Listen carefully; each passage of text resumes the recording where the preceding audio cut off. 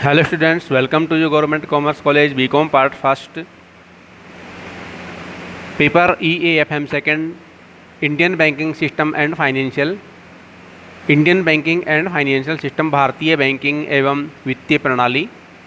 इसमें हमारा चैप्टर है रिजर्व बैंक ऑफ इंडिया एवं इसके द्वारा साख नियंत्रण, credit control by RBI and RBI. ये हमारा आज का टॉपिक रहेगा।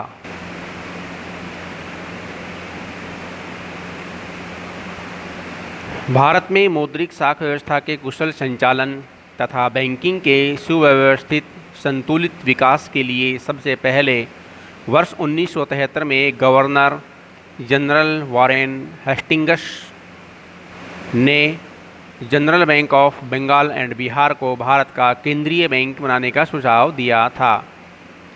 वर्ष 1913 में चैम्बरलाइन आयोग के सदस्य लॉर्ड केन्स ने केंद्रीय बैंक को की स्थापना का विचार प्रस्तुत किया। इस सुझाव के आधार पर 21 जनवरी 1921 को पूर्व निर्धारित 3 प्रेसिडेंसी बैंक, तीनों को मिलाकर एक नया बैंक बनाया तथा इसका नाम इंपीरियल बैंक ऑफ इंडिया रखा गया और इस प्रकार इंपीरियल बैंक ऑफ इंडिया का जन्म हुआ। इंपीरियल बैंक ऑफ इंडिया को केंद्रीय बैंक के कई कार्य सौंपे गए, लेकिन नोट निर्गमन का अधिकार नहीं दिया गया। उस समय मुद्रा का निर्गमन भारत सरकार के द्वारा तथा साख का नियंत्रण इंपीरियल बैंक के द्वारा किया जाता था। वर्ष 1926 में royal commission on Indian currency and finance, Hilton young commission ने इस बात का सुझाव दिया कि केंद्रीय बैंक की अलग से स्थापना की जाए, जो केंद्रीय बैंक के कार्यों और नोट निर्गमन तथा मुद्रा एवं साख को नियंत्रित करने की दोहरी नियंत्रण पद्धति को समाप्त करने तथा विदेशी विनिमय कोष प्रबंध के कार्यों को भी संपादित करे। अर्थात कमीशन ने बैंकिंग व्यवस्था को सुचारू रूप से संचालित करने के लिए केंद्रीय बैंक की स्थापना पर बल दिया। हिल्टन यंग कमीशन पहला आयोग था जिसने केंद्रीय बैंक के रूप में रिजर्व बैंक ऑफ इंडिया का नाम रखने की सिफारिश की। इस आयोग के सुझाव पर reserve bank of India bill legislative assembly में वर्ष 1927 में रखा गया, लेकिन राजनीतिक मतभेद के कारण पारित नहीं हो सका। वर्ष 1931 में बैंकिंग जांच समिति ने भी देश में बैंकिंग के सुव्यवस्थित, सुसंगठित एवं तीव्रगामी विकास के लिए तत्काल केंद्रीय बैंक की स्थापना का सुझाव दिया। वर्ष 1933 में गोलमेज सम्मेलन में भारत में राजनीतिक प्रचार से मुक्त एक केंद्रीय बैंक की स्थापना का सुझाव दिया। इन सुझावों के आधार पर 8 सितंबर 1933 को भारतीय विधायिका सभा ने reserve bank of India bill प्रस्तुत किया, जिस पर 6 मार्च 1934 को वायसराय ने अपने हस्ताक्षर किए। इस तरह reserve bank of India act पारित किया गया। भारत में रिजर्व बैंक ऑफ इंडिया अधिनियम 1934 के तहत केंद्रीय बैंक की स्थापना की गई और 1 अप्रैल 1935 से रिजर्व बैंक ऑफ इंडिया ने केंद्रीय बैंक के रूप में कार्य करना प्रारंभ कर दिया। उस समय यह एक निजी क्षेत्र का बैंक था। फरवरी 1947 में रिजर्व बैंक ऑफ इंडिया को सार्वजनिक क्षेत्र में लाने का निर्णय किया गया। सितंबर 1948 में भारतीय संसद में भारतीय रिजर्व बैंक अधिनियम 1948 पारित किया गया। संशोधित अधिनियम के अनुसार 1 जनवरी 1949 से रिजर्व बैंक ऑफ इंडिया का राष्ट्रीयकरण कर दिया गया। भारतीय बैंकिंग का समन्वित नियमन करने के लिए 16 मार्च 1949 कंपनी अधिनियम पारित किया गया। सितंबर 1965 में इस अधिनियम में संशोधन करके एक नया नाम बैंकिंग नियमन अधिनियम दिया गया। बर्मा के विभाजन के बाद वर्ष 1942 तक रिजर्व बैंक ऑफ इंडिया ने बर्मा के करेंसी अथॉरिटी तथा मार्च 1947 तक बर्मा सरकार के बैंकर के रूप में भी कार्य किया। 1947 में विभाजन के बाद जून 1948 तक रिजर्व बैंक ऑफ इंडिया ने पाकिस्तान के केंद्रीय बैंक के रूप में भी कार्य किया। 1 जुलाई 1948 से रिजर्व बैंक ऑफ इंडिया ने पाकिस्तान के केंद्रीय बैंक के रूप में कार्य करना बंद कर दिया। भारतीय रिजर्व बैंक की स्थापना के उद्देश्य और कारण इस प्रकार से हैं। Object and cases of the establishment of RBI. Bharat में केंद्रीय बैंक के रूप में रिजर्व बैंक की स्थापना के निम्नलिखित उद्देश्य इस प्रकार से हैं। देश में मुद्रा एवं साख की समुचित व्यवस्था करना, जो आरबीआई का पहला कार्य है, उद्देश्य है कि देश में मुद्रा एवं साख की समुचित व्यवस्था करना। दूसरा उद्देश्य है भारत में बैंकिंग का सुव्यवस्थित एवं संतुलित विकास करना। तीसरा उद्देश्य है भारत में मुद्रा बाजार के विभिन्न अंगों में सामंजस्य स्थापित करना ताकि सुसंगठित मुद्रा बाजार बनाया जा सके। विभिन्न देशों से मौद्रिक संपर्क स्थापित करना ताकि अंतर्राष्ट्रीय मौद्रिक सहयोग के देश के विदेशी व्यापार एवं भुगतान संतुलन की समस्या का निवारण किया जा सके। पांचवा है कृषि साख की उचित व्यवस्था एवं विकास करना। छठा, भारतीय मुद्रा रुपए का आंतरिक एवं बाह्य मूल्य में स्थिरता लेके आना। सार्वजनिक ऋणों की उचित व्यवस्था करना। वाणिज्यिक बैंकों के नकद कोषों का केंद्रीकरण करना। तो इस प्रकार से ये हमारे रिजर्व बैंक के उद्देश्य हैं। अब भारतीय रिजर्व बैंक की पूंजी एवं स्वामित्व है। भारतीय रिजर्व बैंक की स्थापना करी तो इसमें पूंजी और स्वामित्व किस प्रकार डिसाइड किया गया था की व्याख्या करते हैं। रिजर्व बैंक की स्थापना के समय यह एक अंशधारियों का बैंक, शेयर होल्डर्स बैंक था। इस बैंक की अधिकृत एवं निर्गमित पूंजी अथोराइज्ड एंड इशूड कैपिटल लगभग 5 करोड़ रुपए थी, जो 100 रुपए के 5 लाख अंशों में विभाजित थी। केंद्रीय सरकार के पास केवल 2,20,000 के अंश अर्थात 2200 अंश थे। बाकी पूंजी निजी अधिकारियों के हाथों में चली गई। रिजर्व बैंक का संचालन केंद्रीय संचालन मंडल द्वारा किया जाता था।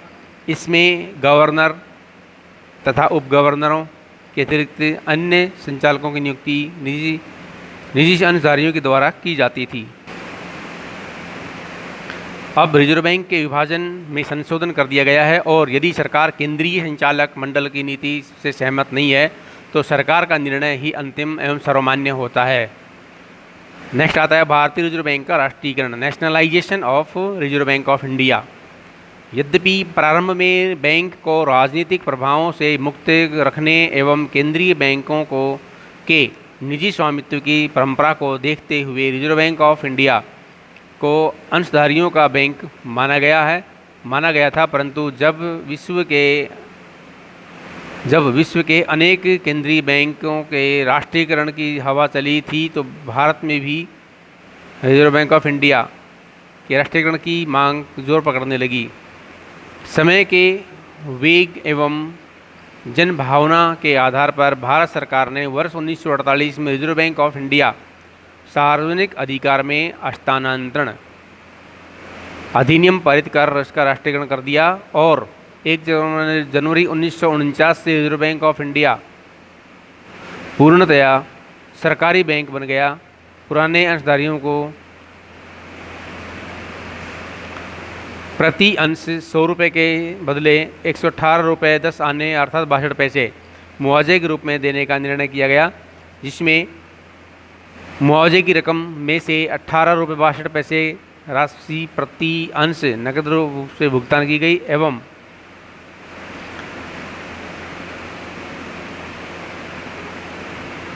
बाकी बचे हुए 100 रुपये के बदले सरकारी बॉन्ड 3% ब्याज वाले जनता को दे दिए, जिसके आधार पर वो 3% ब्याज प्राप्त कर सकते हैं। भारतीय रिजर्व बैंक का प्रबंध एवं संगठन। भारतीय रिजर्व बैंक प्रबंध संगठन के निम्न की 3 भागों में विभाजित है। प्रथम केंद्रीय संचालक मंडल, दूसरा स्थानीय संचालक मंडल और तीसरा है रिजर्व बैंक का कार्यालय। तो नंबर 1 है केंद्रीय संचालक मंडल। रिजर्व बैंक के प्रबंधकीय एवं संगठनीय व्यवस्था में केंद्रीय संचालक मंडल का सर्वोच्च स्थान है। यह मंडल रिजर्व बैंक के प्रबंधन के लिए उत्तरदायी है। अभी रिजर्व बैंक का संपूर्ण प्रबंध 20 सदस्यों के एक केंद्रीय संचालक मंडल के द्वारा किया जाता है।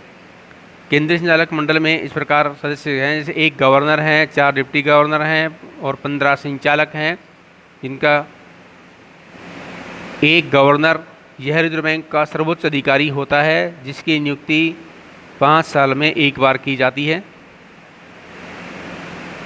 वर्तमान रिजर्व बैंक ऑफ इंडिया के गवर्नर का कार्यकाल 5 साल निर्धारित किया जाता है, जिसकी नियुक्ति सरकार के द्वारा की जाती है। इसमें 4 डिप्टी गवर्नर होते हैं। रिजर्व बैंक अधिनियम के अनुसार भारत सरकार द्वारा 4 डिप्टी गवर्नर नियुक्त किए जाते हैं। इनकी भी नियुक्ति पुनर्नियुक्ति की जा सकती है। ये सहायक के रूप में नियुक्त होते हैं, जिनको निर्धारित वेतन मिलता है। 15 संचालक होते हैं। संचालक मंडल के अन्य 15 सदस्यों की नियुक्ति भारत सरकार द्वारा की जाती है। इनमें 4 संचालक चारों स्थानीय मंडलों प्रत्येक से एक मनोनीत किए जाते हैं और 10 संचालक एवं एक सरकारी अधिकारी अलग से भारत सरकार द्वारा मनोनीत किया जाता है। 10 संचालकों में वाणिज्य, उद्योग, वित्त विभाग, अर्थशास्त्र, सहकारिता के विशेषज्ञ होते हैं। सरकारी अधिकारी भारत सरकार का वित्त सचिव होता है। स्थानीय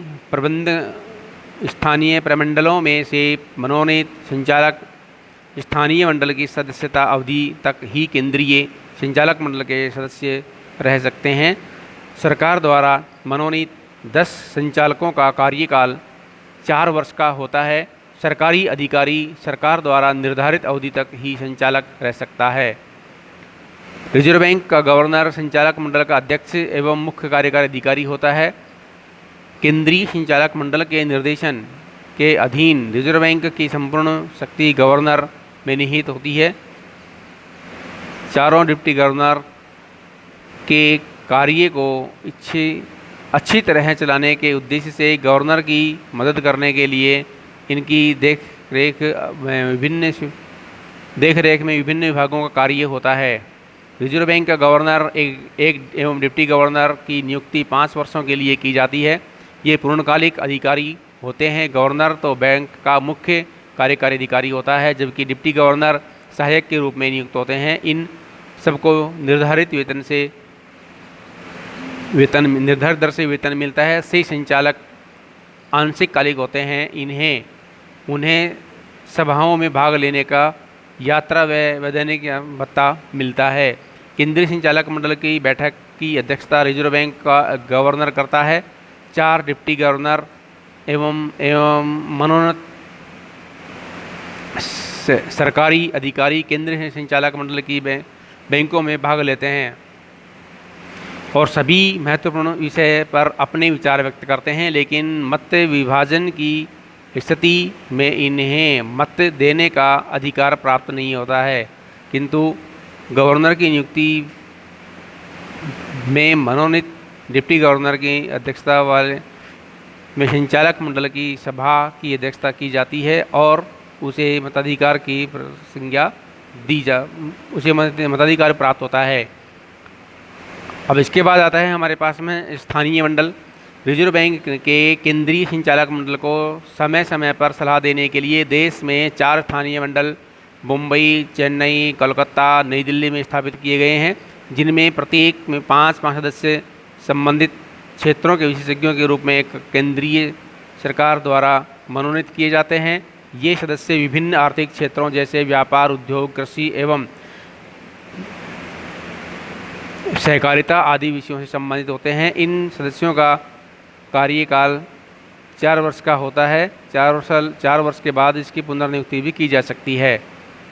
केंद्रीय संचालक मंडल के संचालक वे ही व्यक्ति मनोनीत किए जाते हैं जो सरकारी वेतनभोगी अधिकारी न हो, दिवालिया या पागल या अस्वस्थ मस्तिष्क का व्यक्ति न हो अथवा किसी अन्य निजी व्यक्ति को अधिकारी न हो, अन्य किसी निजी बैंक का अधिकारी नहीं होना चाहिए। रिजर्व बैंक का कार्यालय रिजर्व बैंक का प्रधान कार्यालय मुंबई में है एवं 4 स्थानीय मंडलों के कार्यालय मुंबई, दिल्ली, चेन्नई, कोलकाता में है। देश में रिजर्व बैंक के 31 क्षेत्रीय कार्यालय हैं।